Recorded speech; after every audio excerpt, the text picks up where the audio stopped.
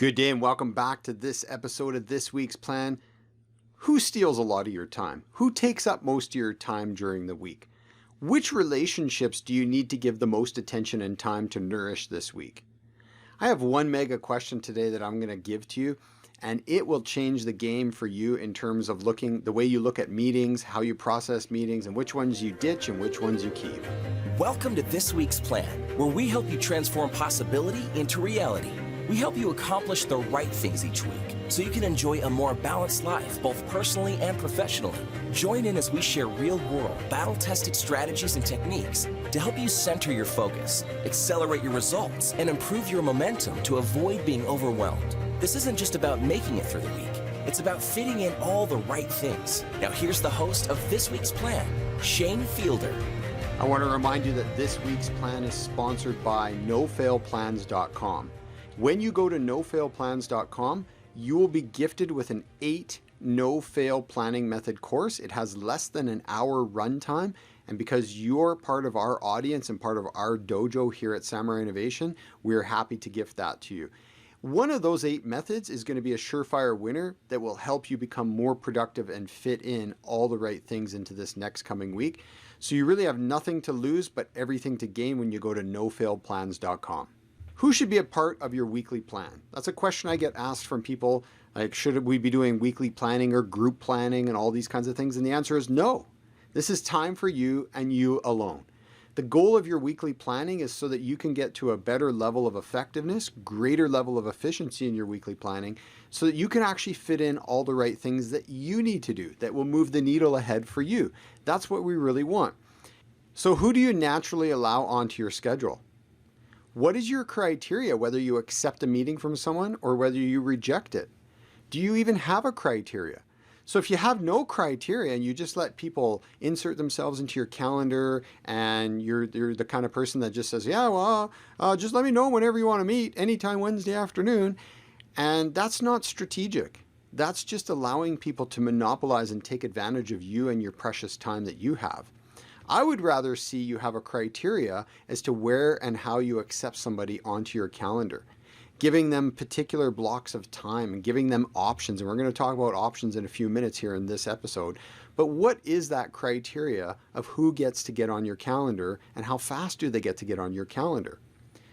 So one of the things that really kills a lot of productivity is meetings, and meetings that are spread out. So one of the things that I want to give to you today is what I call the A-B scheduling mechanism, the A-B scheduling mechanism. Now, what does that mean? So pick 2 days, day A, day B. Could be Wednesday, Thursday, Tuesday, Wednesday, it doesn't really matter. But you got to group these 2 days together. And what we want to do is schedule as many meetings that are comfortable on day A. Making sure that if you're going physically from place to place, coffee meetings, giving yourself the ample amount of travel time, setup time, post-meeting teardown, give yourself a buffer period at the end of the meeting in case the meeting runs 10 or 15 minutes over the scheduled allotted time. Give yourself time in case the other person you're meeting with is 5 or 10 minutes held over, or maybe they're a little bit late.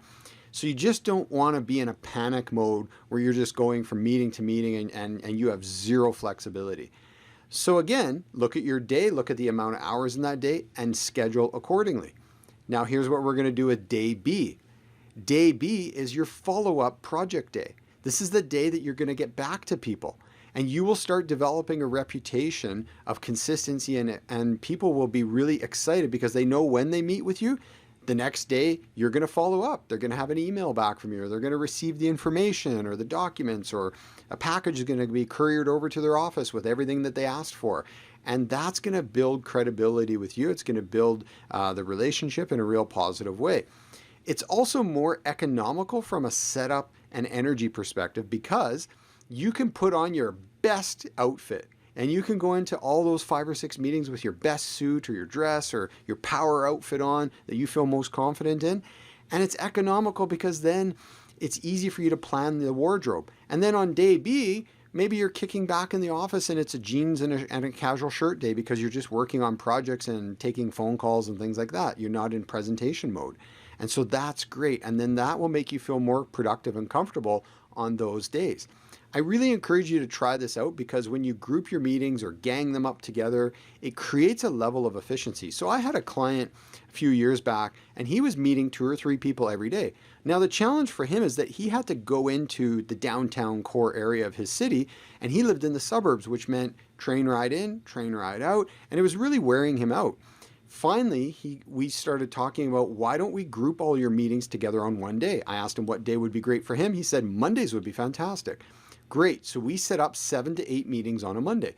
He had lots of time to meet with the people he needed to meet with. Some of those meetings were just him dropping by and dropping off some samples at the business or some literature or a quotation that was requested. And it was just a quick 5-10 minute. And what was great was when he was dropping those samples off, he would just say, hey, is Mr. Smith or Mrs. Smith in? And could I just speak with them for 2 minutes? And he'd personally hand it to them and say hi or introduce himself. And it really was a great relationship building time for him. But now on Tuesday, he was back in the office, sending invoices, quotations, follow-up information, putting packages in the courier or the mail. And people were really excited because they said, wow, this guy has a great level of follow-through. And he'd started developing more consistency. And guess what? His productivity, his efficiency went through the roof. His sales increased, and he developed better quality of relationships just by implementing this A/B scheduling mechanism. And you can too, and that's what I'm really excited for you. The next question is, who are you going to renegotiate with this week? There's a natural ebb and flow to the calendar and to business and life. And so what looked appealing to have a meeting with somebody this week, when you made that meeting 2 or 3 weeks ago, maybe that's not the right thing for you this week. And that's okay. So you got to take the mindset that somebody's going to need to come onto your schedule this week, but someone's going to have to go off of your schedule this week. And either you're going to initiate or they're going to initiate. Because you're here at this week's plan, we are going to initiate. So who are these people that you're looking at the calendar and you're saying, gee, I got to meet with that guy on Wednesday afternoon. It's the worst time. I really want to work on the XYZ project or report. Well, call that guy or email him and say, look, I've got something that's come up. I need the time on Wednesday. Can we renegotiate to another day? Pause. Don't leave the guy hanging and ask him to come back to you and make him do all the work. That is a reactive mode for you. I want you to be more proactive, and I want you to go in with 2 to 3 options, at least 2 to 3 options. One is never an option for anything, and asking someone to pick something in a vacuum or a void is really unproductive and unfair for both of you.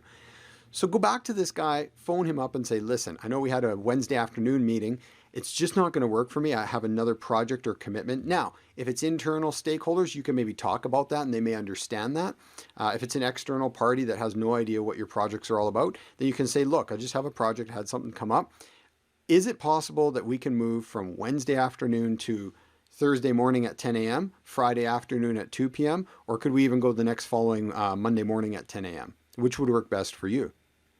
And it makes it super simple because now he's looking in his calendar and he says, oh, yeah, the Monday morning would be great. And you breathe a sigh of relief because Monday morning's totally wide open for you. That's next week's plan. There's no issue. There's no conflict. You're both really happy. And guess what? He also has ebb and flow in his schedule, and he'll really appreciate the courtesy and the consistency. Okay, the mega question that I wanted to ask you that I talked about at the beginning was, look at your commitments in your calendars this week. Look at the things that are stenciled into your calendar, the dates, the projects, the meetings. Look at your personal life. Look at the events, the soccer nights, the swim meets, the dance recitals. Look at the date nights that you have planned. And even look at the nights where you just plan some R&R for yourself. Or maybe you have pool night or pool league or bowling league on Thursday nights or something like that. Question is, if you miss that event or that meeting, will you regret it? What level of regret will you have if you miss the quarterly financial meetings at work? What level of regret will you have if you miss date night or your son or your daughter's event at school? Next question that you naturally have to attach to that is, what is the consequence of missing this meeting?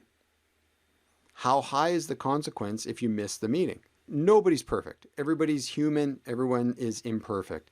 And that's okay. And we may miss something once in a while. That's okay. But we don't want to make that a chronic, consistent habit. So ask yourself when you're looking at your calendar, will I regret missing this event, meeting, situation? And what is the consequence to missing that? Who is non-negotiable in your calendar this week? Who's the untouchable people and meetings that just cannot get moved? And that may be because it's an important opportunity for you to track down. It could be that, your CEO or your VP or your director or your boss or another person that you've been working on a project with has requested you to be at a certain presentation or meeting, and that's non-negotiable. Like, it just has to happen.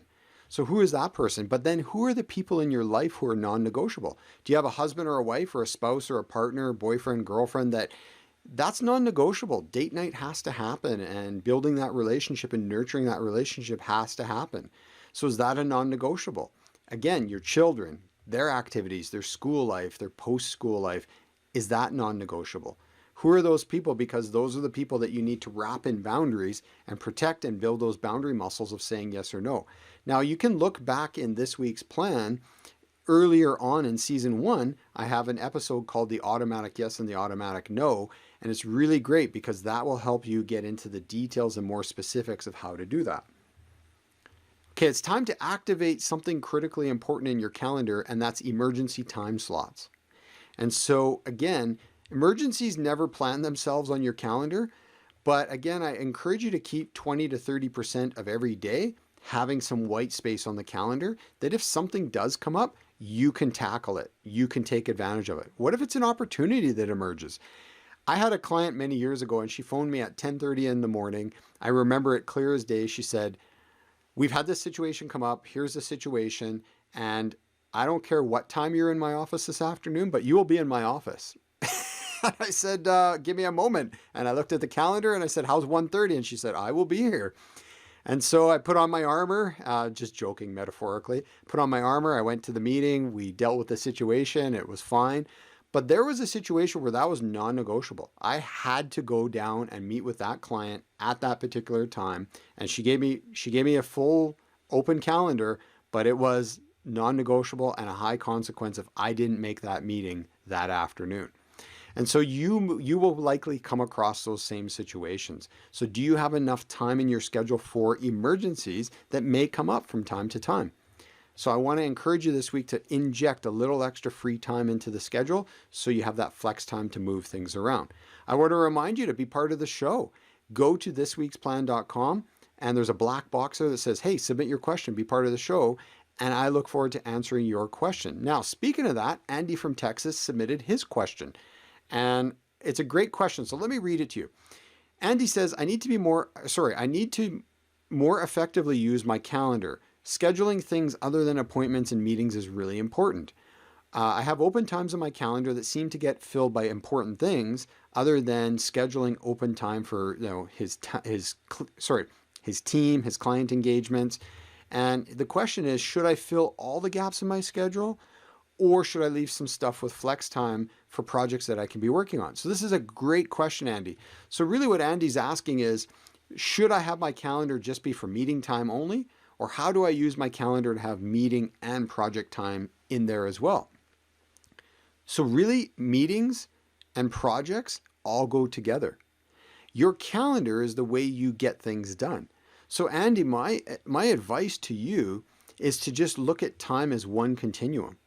I mean, whether you're at a meeting from 10 a.m. to 11 a.m. and then you get back from the meeting at 11:05 and you're back at your desk and now it's time to switch into Project ABC mode and work on that for a half an hour, it's your time, it's your life, it's your business. And so what I encourage you to do is start blocking things out. Now, hopefully today's episode has given you something to think about. The key there is, can you group those meetings and those activities in blocks of time? And so, Andy, one of the things that this makes me think about is when I think about going back about 15 years ago, and I had a job, and one of my functions as a manager at the company was to do payroll, and payroll had to be submitted by every second Friday morning by 8 a.m. And so what I would do is I would block off from 7 a.m. to 1 p.m. every second Thursday. And I definitely needed about 5 or 6 hours to move through 100 people's payroll and make sure their time cards and everything was all correct and accurate before I submitted it to the accounting team to get that done. But then I realized, hey, all my clients and my staff and stuff became accustomed to the fact that Shane's sort of off the grid and not available on Thursday mornings. And very rarely would I get a call for a meeting on a Thursday morning. So every second week that I didn't have payroll, I just put project time and I just blocked that entire time off. And that was the time that I would work on research for a report, put a new report together, investigate something. I never met with people, but I was just doing hardcore desk work during those 5 or 6 hours. And it became a productive flow for me. So that's one way to do it. But the other way is to group your meetings in one part. So can you have meetings in the morning and then follow up on project time in the afternoon? And then maybe the next day it's project time in the morning and then meeting time in the afternoon. Now, it's not a perfect situation and you have to, this is sort of the artistic side of you balancing that. But the thing is, what should be on your calendar first, as Stephen Covey used to say, is the big rocks. So the most important things that have a high consequential nature, if you miss them or you don't get them done, those things should go on the calendar first. As we talked about today, those non-negotiable people, they should be on your calendar first in some form. And then you have the discretionary time that's left over. You can have different meetings, you can add in different projects and things like that, and you can leave some of that 20 to 30% of the time as free time. So Andy, I hope that answers your question. If it doesn't, just send me an email back and I'd be happy to create a further dialogue with you. And for the rest of you, make sure you send me your question because I love answering them. In the next episode of this week's plan, we're going to be talking about imperfect action. Because now we've gone through so far a bunch of fundamentals of all kind of the building blocks to creating successful weekly plans. And season 1 is really all about the foundational basic elements, basic core techniques that you need to profit from creating a proven weekly planning format for you.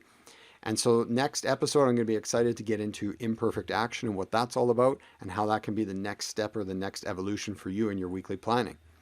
So I want you to forge ahead this week with courage to say no to things that aren't going to work with you. I want you to forge ahead with courage and confidence to renegotiate a few meetings a week or two out, so you give yourself some breathing room and some room to be productive this week. And email and let me know the improvement that you're seeing in your weekly planning from being part of the show. I'm excited to be on this journey with you. I'm Shane Fielder. Domo arigato. We appreciate you joining in this episode of This Week's Plan. For more complimentary resources and strategies to help you develop greater work-life harmony, head to samuraiinnovation.com/podcast and become a dojo member when you claim your free resource that's waiting for you. You'll also find more techniques that will leverage your potential and grow your business exclusively at samuraiinnovation.com. We look forward to helping you fit in all the right things on the next episode of This Week's Plan.